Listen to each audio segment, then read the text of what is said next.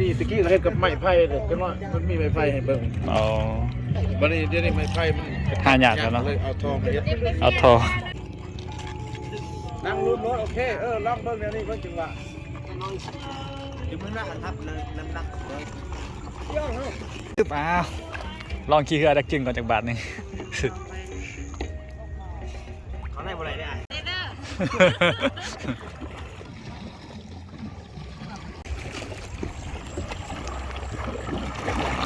เหยียบเลดบูเฮ้ากูเดียวแล้วเนาะโอ้ยเอาเหยียบ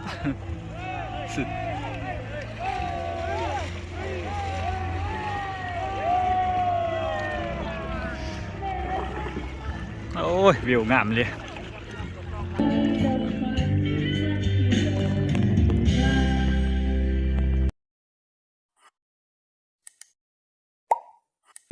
สบายดีพี่น้องเนาะวันนี้ก็สิพาพี่น้องไปเบิ่งบรรยากาศการทรงเรือเนาะไปหัน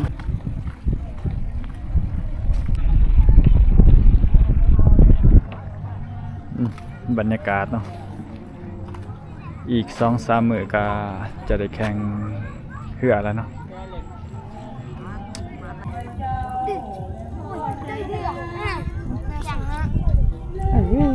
อยู่บ้านนี่วะอยู่กับบ้านนี่วะ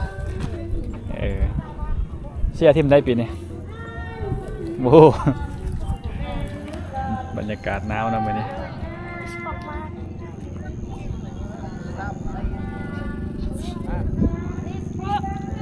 หวยช่างเขินเนี่ยหวยปลิ้งโอ้โทรศัพท์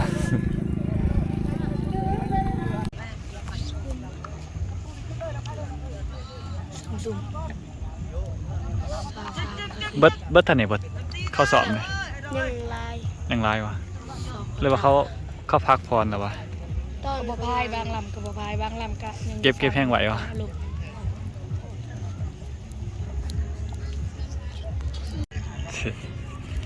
ไวรุ่นดักจึงตัวตึงอร่อยอ่ะโอ้เป็นห่านบ่นะแม่นเหรอโอ้อาหารกับเล็กมาพายใช้มาพายเหือบป่ะใช้ล่ำไหนล่ำทั้งเบิร์นนะป่ะล่ำยินซาโอ้ฟังนั่นป่ะปดเสียทั้งผู้ปดเสียที่หนึ่งล่ำผู้ปดเสียจะฝากเบิร์นนั่นป่ะทีมศาสตร์เนาะทีมศาสตร์อยู่ที่โซนสารวัน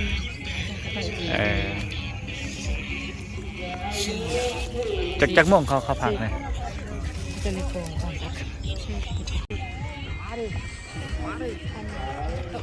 โอ้สัตว์เนาะเหือดำนี่ทิมใดเนี่ยของบริษัทป่ะบริษัทยักษ์ใหญ่บริษัทใหญ่กันได้เข้ากระตู้บนนี้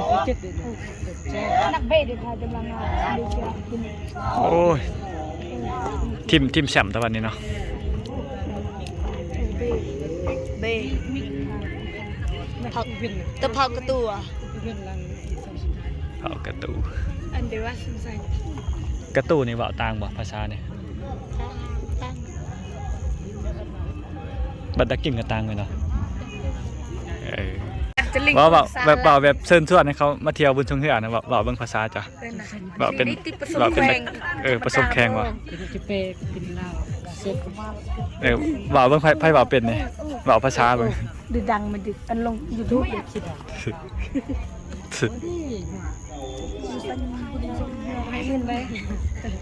ว่าเบิ่งภาษาจ้ะนี่นะเสือฝานี่ว่าสิเป็นนี่ว่าเบิ่งแบบเชิญชวนเข้ามาเรียนบุญสงฆ์บ้านเจ้านี่นะว่าเป็นว่าตัวเองอายแน่แบบสมมติทำมักผู้สาวเดี๋ยวว่าจังไงบ่อัดดอกทำไมอัดดอกอันเรย์อยู่อ่ะมักผู้สาวมักผู้สาวบ่เนี่ยคณะสิหยองผู้สาวแบบเจ้างามเจ้าน่าฮักเดี๋ยวว่าจะได้ไม่เลี่ยมฮะไม่เลี่ยม ไม่ เลี่ยมไม่เลี่ยม ไม่เลี่ยม เลย เลี่ยม ตอนเรียกเป็นดอกไม่ได้มาเลี่ยมถึงดอกเสื้ออันวีอันเบกกระพายกระเพากระตัวมันจะนำอักโบอักเป็นไทยอะพักตื่นทางมัน เว้ยเฮ้ยน้ำเว้ย อีใช่มันจะ เฮ้ยวินนี่น้ำเว้ยเฮ้ย ต้นนี้นี่เฮ้ย เฮ้ย มันคืออยากผืดเนาะเหือนี่ ซุ่มทางหลังเลยเขาปะมันแหละวินนี่ไปแล้วไอ้วินนี่ ถ้ามันขึ้นชนะ วินนี่ตึงกว่า มาอติอักกระพายก็ ว่า มา วินนี่วินนี่วินนี่วินนี่ เยอะกว่าวินนี่เลย วินนี่เลิศเสียตายโย นั่นวินนี่ฮะวินนี่ ทักทายไม่ใช่ โอ้ยวินนี่วิน วิน นี่ นี่ทายตึงหนาน เอาแห้งที่ เยอะเลยเป็นไงเกะเป็นเกะ ไอ้ เฮ้ย ยังไ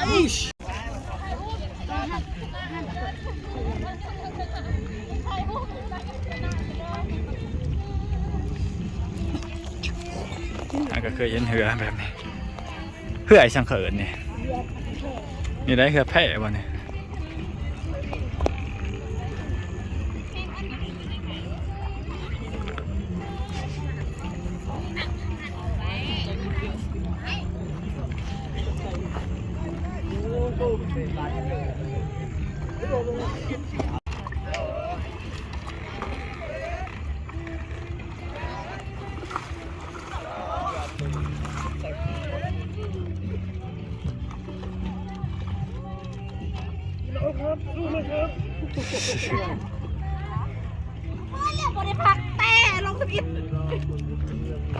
นี่ตะกี้เราเฮ็ดกับไม้ไผ่เลยก็ว่ามันมีไม้ไผ่ให้เบิ่ง เอา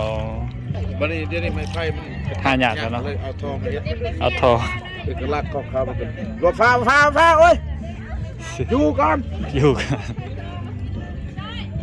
คือทอนี่ก็แข่งกับทอคือกันเหมือนบ่เหือทอคือกันบ่ แม่ไอ้ทอนะมัน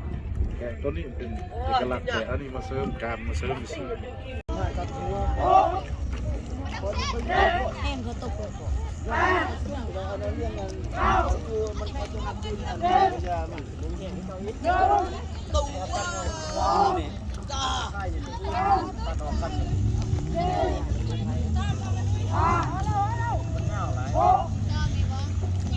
ันข้นมาได้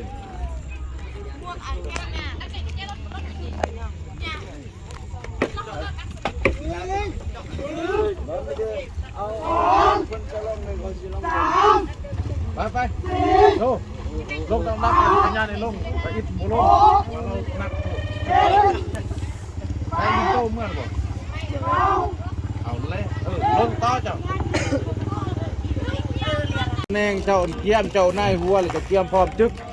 ลงเลยเจ้าถนัดเบิ่งได้แล้วก็สลับกันตามตำแหน่งรถจัดกันก็บอกลายหน้ากูหักฮะเอาที่จบกันนั่นลงเรือโอ้ขึ้นขึ้นเก้าจังจะมานี่เราตั้งแต่ก้าว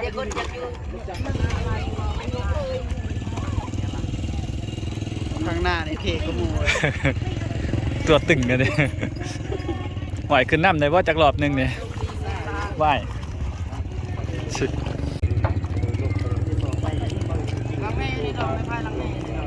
อ้สมาร์ทนะว่าเขาตายด้วย อ้าว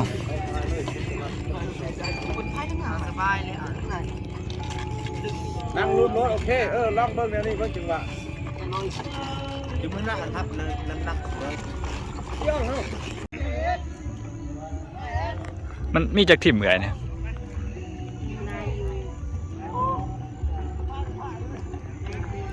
หลาย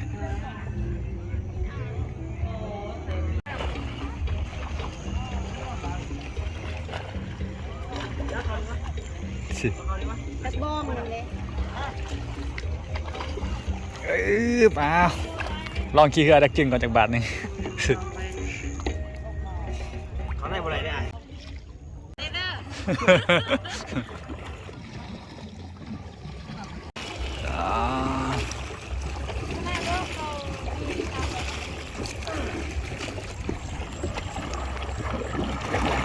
เหยียบเลดบูเฮา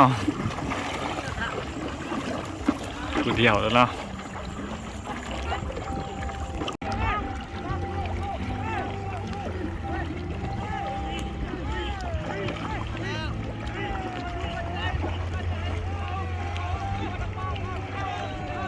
อ้ย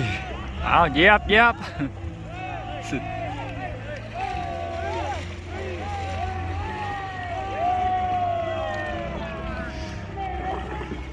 โอ้ยวิวงามเลย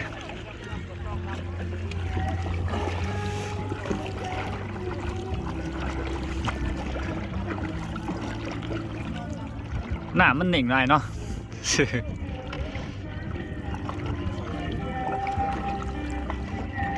หยียบ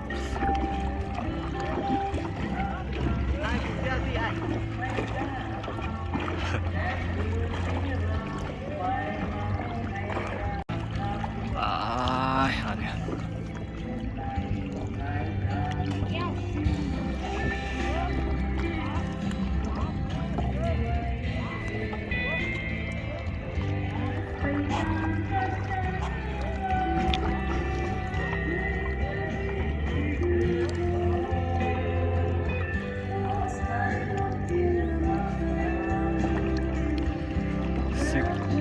สิบ